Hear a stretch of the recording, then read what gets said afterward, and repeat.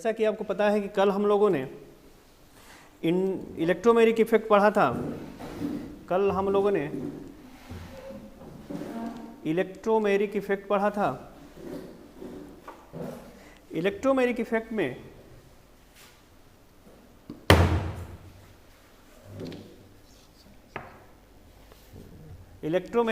में हम लोगों ने पढ़ा था। अभी हम लोग कार्बोकैटायन के बारे में पढ़ेंगे। पहले कल का हम लोग थोड़ा सा रिवीजन कर लेते हैं। कल हम लोग पढ़े थे इलेक्ट्रोमेरिक इफेक्ट। कल हम लोग पढ़े थे इलेक्ट्रोमेरिक इफेक्ट। आज हम लोग पढ़ेंगे कार्बोकैटायन। तो कल के बारे में थोड़ा सा हम लोग रिवीजन करते हैं, फिर आगे हम लोग पढ़ेंगे। ठीक है। कल आप लोगों ने पढ़ा था कि इलेक्ट्रोमेरिक इफेक्ट जो होता है एक्चुअल में डबल बॉन्ड पे काम करता है। डबल बॉन्ड यानी कि जो हमारा पाई बॉन्ड है, इस पाई बॉन्ड पे काम करता है। पाई बॉन्ड पे काम करता है यानी कि जो हमारा पाई बॉन्ड है इस पाई बॉन्ड पे काम करता है। इसमें हम लोगों ने देखा कि कोई भी अटैकिंग रिएजेंट न्यूक्लियोफाइल हो या फिर इलेक्ट्रोफाइल हो, यानी कि कोई अटैकिंग रिएजेंट यदि किसी मल्टीपल बॉन्ड पे अटैक करता है तो यहाँ का जो पाई बॉन्ड होता है इजीली ब्रेक हो जाता है। अब ब्रेक होने के बाद एक हमारा प्लस और दूसरा जो है वह निगेटिव, एक प्लस और सेकंड जो होता है वह हमारा निगेटिव में कन्वर्ट हो जाता है। निगेटिव में कन्वर्ट हो जाता है या फिर अगर वह न्यूक्लियोफाइल है तो वह यहाँ पे अटैकिंग जो रिएजेंट है वह अटैकिंग रिएजेंट यहाँ पे ऐड हो जाता है। तो इस तरह से हम लोगों ने देखा। अब यह कल हम लोगों ने देख लिया था कि यह दो प्रकार का होता है। कल हम लोगों ने देखा था कि यह दो प्रकार का होता है। गुड आफ्टरनून रीमा, दीपिका, पूजा, तान्या, शिखा। चलिए आप लोग जुड़े हैं, बहुत अच्छा है। तो कल हम लोगों ने देखा था यह मेन रूप से दो तरह का होता है। यह दो तरह का होता है जिसमें हम लोगों ने देखा था एक प्लस ई होता है और एक माइनस ई होता है। एक प्लस ई होता है और एक माइनस ई होता है।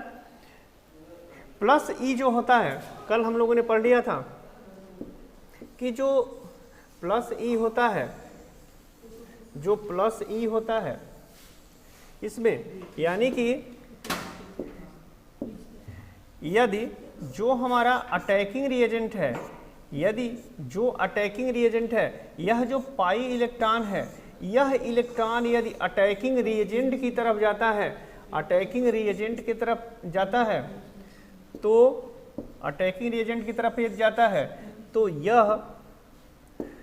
तो यह प्लस ई होता है। जो अटैकिंग रिएजेंट है इस साइड में इलेक्ट्रॉन जाता है तो इसको हम प्लस ई कहते हैं। लेकिन यदि जो इलेक्ट्रॉन है, यह बॉन्डिंग जो इलेक्ट्रॉन है अटैकिंग रिएजेंट के अटैक करने के बाद भी यह इन्हीं दोनों में किसी एक के पास रह जाता है, तब इसको हम क्या कहते हैं, माइनस ई कहते हैं। इस तरह से कल हम लोगों ने पढ़ लिया था कि दो तरह का हमारा इलेक्ट्रोमेरिक इफेक्ट होता है। इस इलेक्ट्रोमेरिक इफेक्ट को हम लोगों ने पढ़ लिया था। चलिए इसमें सबको समझ में आ रहा है? सबको समझ में आ गया हमारा इलेक्ट्रोमेरिक इफेक्ट। अब आज हम लोग पढ़ेंगे कार्बोकैटायन। आज हम लोग एक न्यू टॉपिक पढ़ेंगे, यानी कि कार्बोकैटायन पढ़ेंगे। सबको समझ में आ गया? Okay, thank you. Tanya S, Deepika S, Abhi Shrivastava S, Shikha, Priya, Annu, Sarita, Reema, Pooja, thank you. सभी लोगों को वेरी वेरी थैंक यू। आप लोगों को समझ में आ गया? पूजा, निकिता, निधि। चलिए समझ में आ गया। तो आइए हम नेक्स्ट टॉपिक पढ़ते हैं। Next topic carbocation. शुरू किया जाए? चलिए कार्बोकैटायन हम लोग शुरू करते हैं। नेक्स्ट टॉपिक, आइए सबसे पहले हम लोग डिफिनीशन पे बात करते हैं। जैसा कि आपको पता है कि जैसे हम लोग यदि कोई कार्बन का कंपाउंड लेते हैं, कोई भी कार्बन का कंपाउंड लेते हैं, तो हमें पता है कि कार्बन जो है वह टेट्रावैलेंट कंपाउंड है। टेट्रावैलेंट कंपाउंड है। टेट्रावैलेंट का मतलब क्या होता है? टेट्रावैलेंट का मतलब होता है कि कार्बन 4 बॉन्ड का फॉर्मेशन करता है। टेट्रावैलेंट का मतलब होता है कि कार्बन 4 बॉन्ड का फॉर्मेशन कर लेता है। जैसे कि मान लीजिए H है, यहाँ पे भी हाइड्रोजन है, यहाँ हम हैलोजन ले लेते हैं, जैसे कि क्लोरीन ले लीजिए, यानी कि हम ले लिए मेथिल क्लोराइड, अल्किल हैलाइड एक लेते हैं, मेथिल क्लोराइड अल्किल हैलाइड लेते हैं, ठीक है। अब यहाँ हम देखेंगे कि जो कार्बन और क्लोरीन का जो बॉन्ड है, कार्बन क्लोरीन का जो बॉन्ड है, यह बॉन्ड पोलर होगा। यह बॉन्ड क्या होगा? पोलर होगा। पोलर क्यों होगा? क्योंकि यहाँ पे जो क्लोरीन है वह हायर इलेक्ट्रोनेगेटिव है और जो कार्बन है वह लो इलेक्ट्रोनेगेटिव है। कार्बन क्लोरीन हायर इलेक्ट्रोनेगेटिव होने के कारण यह हायर इलेक्ट्रोनेगेटिव है। हायर इलेक्ट्रोनेगेटिव होने के कारण जो कार्बन और क्लोरीन के बीच का जो बॉन्ड है वह पोलर होगा। पोलर का मतलब आप समझ रहे हैं ना? पोलर बॉन्ड का मतलब हो गया कि जो कार्बन और क्लोरीन का बॉन्डिंग इलेक्ट्रॉन है, वह जो बॉन्डिंग इलेक्ट्रॉन होगा, जो इलेक्ट्रॉन होगा, वह इलेक्ट्रॉन किधर होगा? मोस्टली कार्बन की क्लोरीन की तरफ होगा। मोस्टली किधर होगा? क्लोरीन की तरफ। और क्लोरीन की तरफ शिफ्ट होने के कारण यह क्लोरीन जो है वो लाइटली निगेटिव चार्ज महसूस करेगा और जो कार्बन है वह पॉजिटिव चार्ज महसूस करेगा, ठीक है। अब क्या होगा? आपको बताया गया है कि दो तरह का बॉन्ड फ्यूजन होता है। इसको फिर से लिख दे रहे हैं, साफ साफ लिख रहे हैं इसको। 2 तरह का बॉन्ड फ्यूजन होता है, एक होमोलिटिक होता है और एक हेटेरोलिटिक होता है। एक होमोलिटिक होता है और एक हेटेरोलिटिक होता है। होमोलिटिक फ्यूजन क्या होता है? होमोलिटिक जहाँ पे शेयरिंग जो इलेक्ट्रॉन है, शेयरिंग इलेक्ट्रॉन जितने शेयर करके इलेक्ट्रॉन को बॉन्ड का फॉर्मेशन किए हैं, बॉन्ड के ब्रेक होने के बाद दोनों अपना इक्वल नंबर ऑफ इलेक्ट्रॉन को ले लेते हैं, तो उसको हम क्या कहते हैं? होमोलिटिक। लेकिन जहाँ पोलर बॉन्ड होता है और एक हायर इलेक्ट्रोनेगेटिव एलिमेंट है, यदि वहाँ पे हेटेरोलिटिक होता है, हेटेरोलिटिक बॉन्ड फ्यूजन होता है, हेटेरोलिटिक बॉन्ड फ्यूजन होता है, तो जो बॉन्डिंग इलेक्ट्रॉन है वह जो हायर इलेक्ट्रोनेगेटिव है वह पूरा का पूरा इलेक्ट्रॉन ले लेता है। और जब पूरा का पूरा इलेक्ट्रॉन लेता है तो हमें इस तरह से कंपाउंड मिलता है। यहाँ पे इस तरह से कंपाउंड मिलेगा। अब यहाँ पे Cl जो होगा, Cl निगेटिव होगा और जो कार्बन है यहाँ पे पॉजिटिव चार्ज होगा।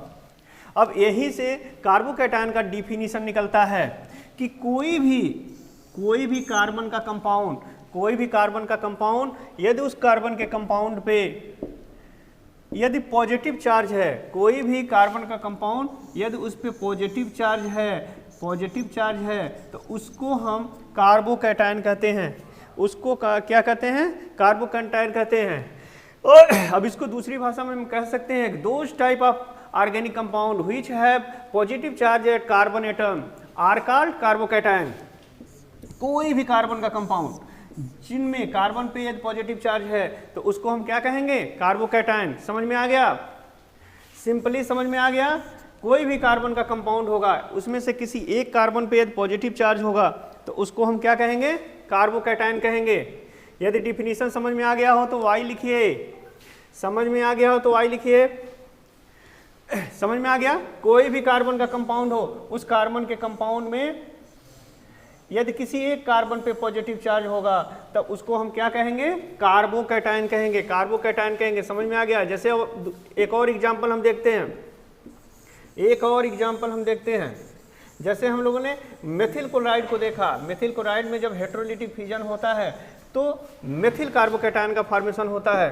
ठीक उसी तरह एक और एग्जांपल देखते हैं, CH3 CH2 Br। अगर यह कंपाउंड है और यहाँ पे हेटेरोलिटिक फ्यूजन हो रहा है, हेटेरोलिटिक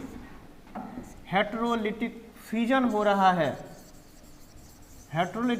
हो रहा है और यहाँ का जो बॉन्ड है अब यहाँ पे कार्बन को हम सेपरेट करके अलग अलग लिख ले रहे हैं। यहाँ का जो है इस तरह से हम लिख ले रहे हैं इसको। यहाँ पे कार्बन जो है, अगर यहाँ हम हाइड्रोजन को लिख दे रहे हैं, अब यहाँ पे हेटेरोलिटिक फ्यूजन होता है और यह जो बॉन्डिंग इलेक्ट्रॉन है, यह बॉन्डिंग इलेक्ट्रॉन ब्रोमीन पे आता है, तो यह ब्रोमाइड के रूप में, यह ब्रोमीन जो है यह ब्रोमाइड के रूप में Br निगेटिव के रूप में बाहर हो जाएगा और बचेगा क्या, CH3 CH2। अब यहाँ पे प्लस बचेगा। अब यहाँ पे एथिल कार्बोकैटायन होगा। इस अब क्या होगा, एथिल कार्बोकैटायन होगा, यानी CH3 CH2 प्लस होगा।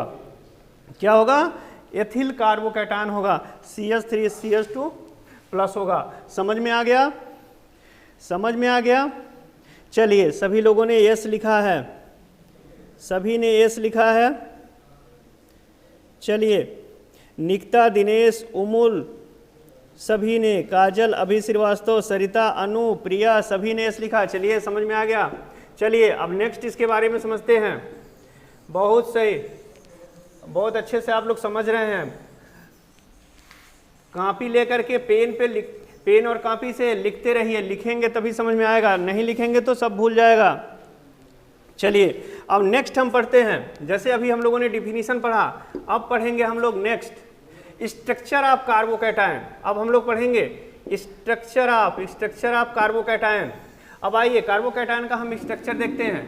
जैसा कि सबसे छोटा जो कार्बोकैटायन है वह CH3 प्लस होता है, सबसे छोटा कार्बोकैटायन।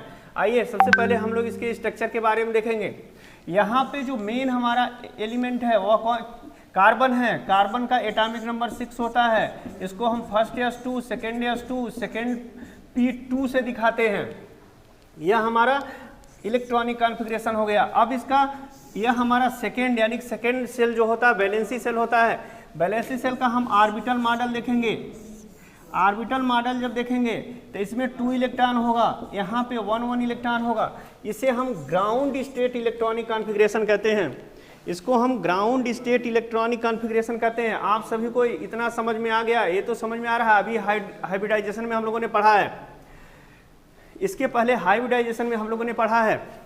अब हम देखेंगे कि अब यह जो इलेक्ट्रॉन है, चूंकि जो कार्बन होता है एक टेट्रावैलेंट होता है। कहीं भी देखेंगे तो जो कार्बन है यह 4 बॉन्ड का फॉर्मेशन करता है, जैसे केवल सिंगल बॉन्ड का फॉर्मेशन कर सकता है, या अगर वह डबल बॉन्ड का फॉर्मेशन कर सकता है, या वह ट्रिपल बॉन्ड का फॉर्मेशन करेगा। लेकिन जब हम गिनेंगे तो सभी में 4 बॉन्ड होगा, 4 बॉन्ड होगा, सभी में 4 बॉन्ड का फॉर्मेशन होगा, सभी में 4 बॉन्ड होगा। अब 4 बॉन्ड वाले जितने कंपाउंड होते हैं इसको हम टेट्रावैलेंट बोलते हैं। क्या बोलते हैं, टेट्रावैलेंट बोलते हैं। टेट्रावैलेंट जो कंपाउंड होता है कार्बन, इसलिए यहाँ हम देख रहे हैं। अब यहाँ हम देखेंगे कि कार्बन के ग्राउंड स्टेट में केवल हमारे पास, कार्बन के ग्राउंड स्टेट में केवल हमारे पास 2 ही हाफ फील्ड हैं, एक यहाँ पे और यहाँ पे, यानी 2 बॉन्ड का फॉर्मेशन कर सकता है। इसलिए यह 2s के इलेक्ट्रॉन को 2pz में प्रमोट कर देता है और हमें एक नया इलेक्ट्रॉनिक कॉन्फ़िगरेशन मिलता है इस तरह से। अब यहाँ पे 4 बॉन्ड हो गया। अब 4 बॉन्ड का यह फॉर्मेशन करता है। अब देखेंगे जब 4 बॉन्ड हो जाता है एक्साइटेड स्टेट में तो यह बॉन्ड का फॉर्मेशन करता है। अब आइए हम देखते हैं कि जब इसके पास 4 बॉन्ड हो जाता है, जब 4 बॉन्ड हो जाता है तो यह कैसे बॉन्ड का फॉर्मेशन करता है। CH3 प्लस की हम स्ट्रक्चर की बात करते हैं। अब जब 4 बॉन्ड हो जाता है तो कार्बन इस तरह से बॉन्ड का फॉर्मेशन करता है। अगर इसको हम लोब के आधार पे दिखा दें तो इस तरह से होगा। लोब के आधार पे यहाँ पे देखेंगे तो जो कार्बन होता है इस तरह से बॉन्ड का फॉर्मेशन करेगा, यहाँ पे बॉन्ड का फॉर्मेशन करेगा। जैसा कि अभी अगर हम CH3 की बात कर रहे हैं, यह जो है इसके स्ट्रक्चर की बात कर रहे हैं, तो यहाँ पे हाइड्रोजन होगा और इस तरह से बॉन्ड का फॉर्मेशन होगा। यहाँ पे हाइड्रोजन होगा और यहाँ पे एक बॉन्ड होगा, यहाँ पे हाइड्रोजन होगा और यहाँ पे हाइड्रोजन होगा। इस तरह से बॉन्ड का फॉर्मेशन होगा। अब इसके पहले यह इस तरह से था, CH3 Cl था। क्या था, CH3Cl था। तो यहाँ पे हमारा Cl था और इस तरह से बॉन्ड का फॉर्मेशन था। ठीक है, अब इन सभी में दो दो इलेक्ट्रॉन था, यह हमें पता है। 1 इलेक्ट्रॉन हाइड्रोजन का है और 1 इलेक्ट्रॉन किसका है, कार्बन का है। 1 इलेक्ट्रॉन किसका है, कार्बन का है। लेकिन जब हेटेरोलिटिक फ्यूजन हुआ है, हेटेरोलिटिक फ्यूजन हुआ है, तो यह जो बॉन्डिंग इलेक्ट्रॉन है यह क्लोरीन लेकर के चला गया है, यह क्लोरीन लेकर के चला गया है। तो अब हमारे पास जो स्ट्रक्चर मिला है, अब हमारे पास जो स्ट्रक्चर मिला है वह कुछ इस तरह का हो गया है। यह इलेक्ट्रॉन और अपना लोब जो है यह क्लोरीन लेके चला गया है, तब हमारे पास जो स्ट्रक्चर मिला है वह स्ट्रक्चर मिला है इस तरह। अब यहाँ सिंगल इलेक्ट्रॉन भी नहीं है, क्योंकि यह इलेक्ट्रॉन जो है, यह इलेक्ट्रॉन कौन, हायर इलेक्ट्रोनेगेटिव एलिमेंट लेकर के चला गया है, कौन, क्लोरीन। तो अब यह जो हमारे पास 1 लोब बचा, अब यह इम्प्टी है, इम्प्टी है, अब यह खाली है। और यही इम्प्टी जो ऑर्बिटल है, यही इम्प्टी ऑर्बिटल है, इसी के कारण यहाँ पे प्लस चार्ज है, यहाँ पे क्या है, प्लस चार्ज है।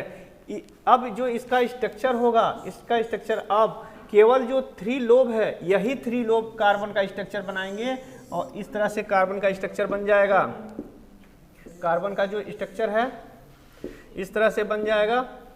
कार्बन होगा, कार्बन इस तरह से यहाँ पे 3 साइड में, यहाँ पे हाइड्रोजन के साथ यहाँ बॉन्ड का फॉर्मेशन होगा, हाइड्रोजन के साथ यहाँ बॉन्ड का फॉर्मेशन होगा और हाइड्रोजन के साथ यहाँ बॉन्ड का फॉर्मेशन होगा और इस पे पॉजिटिव चार्ज होगा।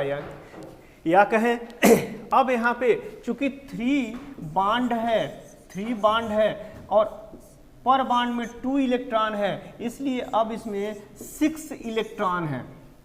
अब जो कार्बोकैटायन होता है, सभी कार्बोकैटायन में, सभी कार्बो जो कैटायन है, सभी कार्बोकैटायन में 6 इलेक्ट्रॉन होता है।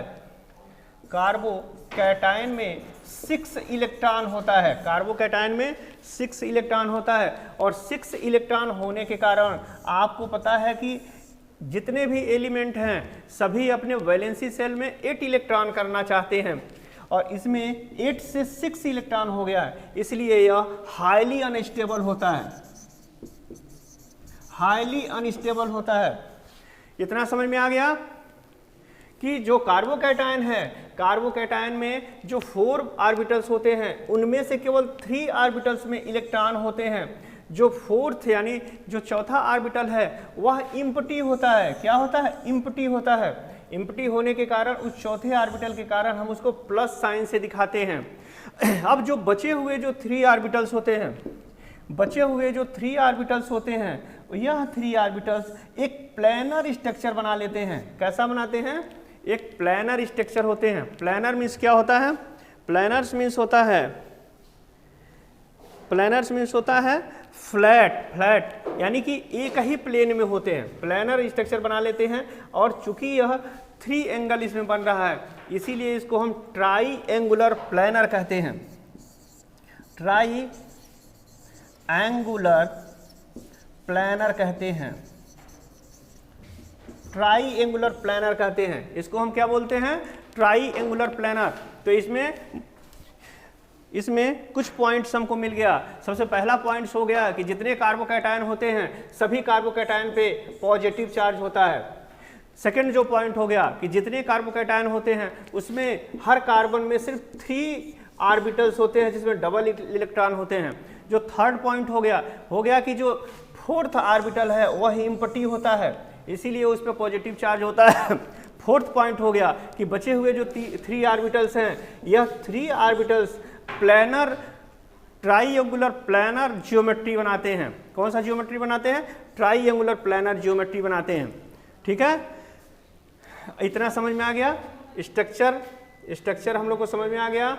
अगर यदि समझ में आ गया हो तो लिखिए एस, आगे बढ़ा जाए नेक्स्ट पॉइंट पे।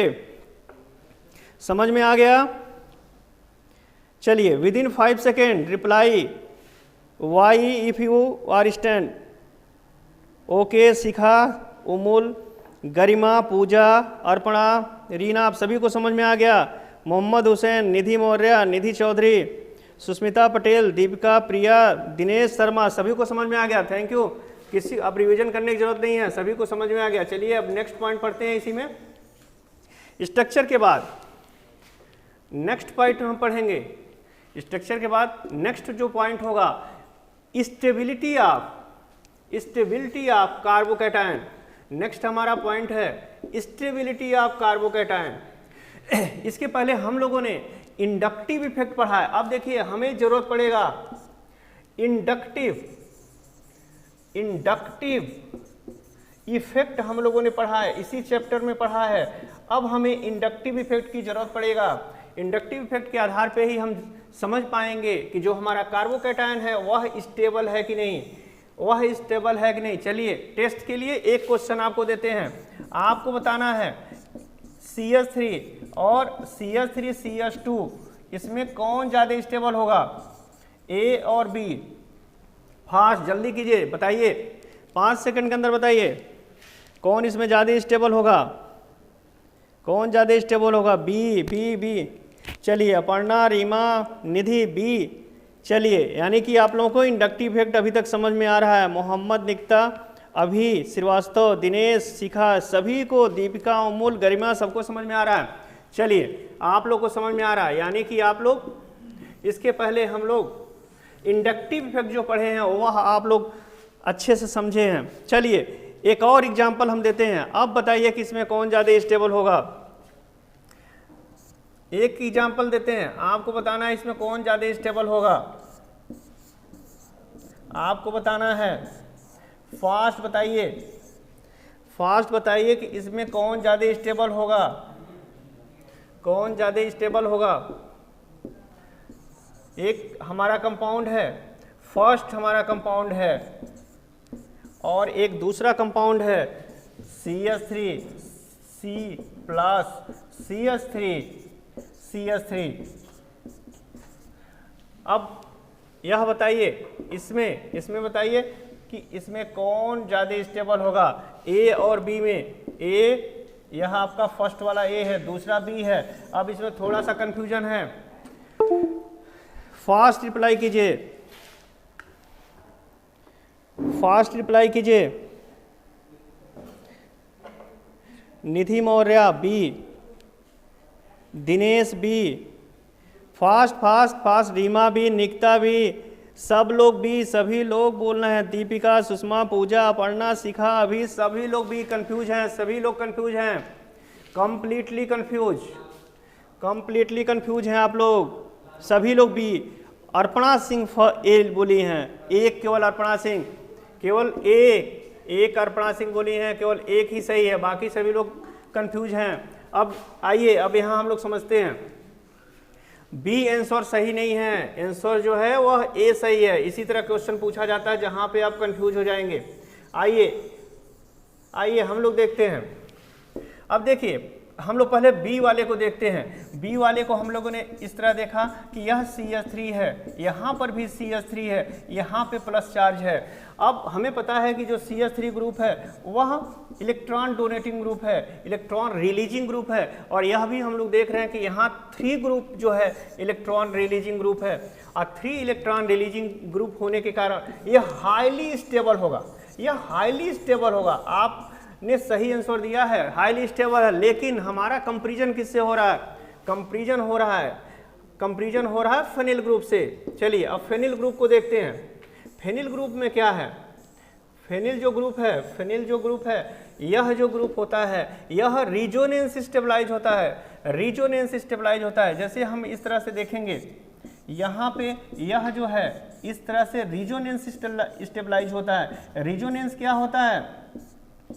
अभी नेक्स्ट टॉपिक हम लोग पढ़ेंगे, रिजोनेंस हम लोग नेक्स्ट टॉपिक पढ़ेंगे, तब आपको जल्दी समझ में आएगा रिजोनेंस क्या होता है। देखिए जब भी कोई भी कंपाउंड इस तरह से अगर डबल बॉन्ड है, उसके बाद कार्बन है, फिर कार्बन है। अब यहाँ हम लोग समझेंगे, यहाँ समझना जरूरी है क्योंकि यह बहुत इंपॉर्टेंट पॉइंट है। अब देखिए कोई भी जिस कार्बन पे पॉजिटिव या निगेटिव चार्ज हो, अब यह कॉन्सेप्ट याद रखिए कि जिस कार्बन पे पॉजिटिव या निगेटिव हो, उस कार्बन के एक सिंगल बॉन्ड के बाद यदि डबल बॉन्ड हो, एक सिंगल के बाद यदि डबल बॉन्ड हो, जैसे कि यहाँ पे है, एक सिंगल के बाद यदि डबल बॉन्ड है, जैसे कि यहाँ पे है, एक सिंगल के बाद डबल है, तो यह जो पाई इलेक्ट्रॉन होता है, यह जो पाई इलेक्ट्रॉन होता है, यह डीलोकेलाइज्ड हो जाता है। अब यहाँ एक नया टर्म आ गया, डीलोकेलाइज्ड। डीलोकेलाइज्ड यह आपके लिए एक नया टर्म है, इसको पहले समझिए। डीलोकेलाइज्ड नहीं समझेंगे तो नहीं समझ में आएगा। डीलोकेलाइज्ड, देखिए दो टर्म होता है, दो टर्म होता है, एक होता है लोकेलाइज्ड, लोकेलाइज्ड, और एक होता है डीलोकेलाइज्ड। डीलोकेलाइज्ड, डीलोकेलाइज्ड होता है, एक लोकेलाइज्ड होता है और एक डीलोकेलाइज्ड होता है। अब इसको समझिए, लोकेलाइज्ड क्या होता है? लोकेलाइज्ड में जब कोई कार्बन है, जैसे इस तरह से है, दिख रहा है कि नहीं बोर्ड पे? बोर्ड पे दिख रहा है कि नहीं? नहीं दिख रहा है, नहीं दिख रहा है। चलिए हम फिर इसको नीचे लिखते हैं, नीचे लिखते हैं, नहीं दिख रहा है। चलिए इसको मिटा देते हैं पहले हम, फिर आपको फिर लिखते हैं। चलिए इनको इंडक्टिव इफेक्ट को पहले मिटाते हैं, फिर आपको लिख के बता रहे हैं। देखिए दो टर्म होता है, टर्म को याद रखना है, एक लोकेलाइज्ड और एक डीलोकेलाइज्ड। इसको हमेशा याद रखिएगा क्योंकि बीएससी के क्लास में इसकी बहुत जरूरत पड़ेगी।